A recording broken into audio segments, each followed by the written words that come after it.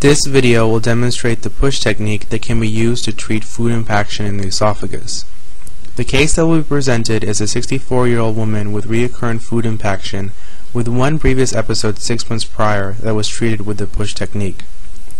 Food impaction accounts for the third most common reason for urgent endoscopy, and its etiology can be linked to a variety of pathology including Schatzki's ring, peptic stricture, and eosinophilic esophagitis, to name a few.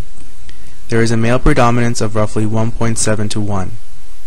There is disagreement between using the food extraction method versus the push method demonstrated in this video.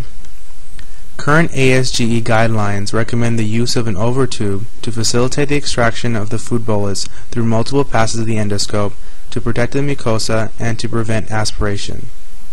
They do say, however, if the esophageal lumen is visible, the endoscope can be used to push the remaining smaller food bolus into the stomach. Opponents for the push technique have said that blindly pushing the bolus forward is hazardous because of the high possibility of organic stenosis and unknown anatomy of the esophagus distal to the food bolus. However, advocates of the push technique have demonstrated success without complication in spite of unknown distal esophagus anatomy. In addition, it may be safer in patients with dysphagia or with patients whose extraction may be difficult.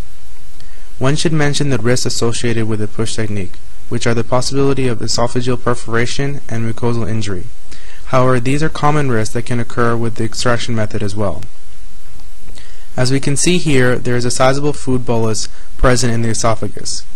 It is suggested that if possible, one should attempt to slide the endoscope distal to the esophagus to assess the cause of the obstruction and to determine the anatomical angle of the gastroesophageal junction to help guide the use of the push technique. As we can see here, attempts are made to pass the endoscope on the side of the lumen through narrow openings adjacent to the food bolus.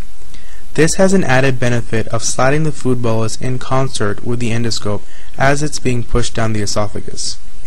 Because of contractions of the esophagus and the aid of the endoscope, the food bolus is able to move into the stomach without any significant injury to the esophagus.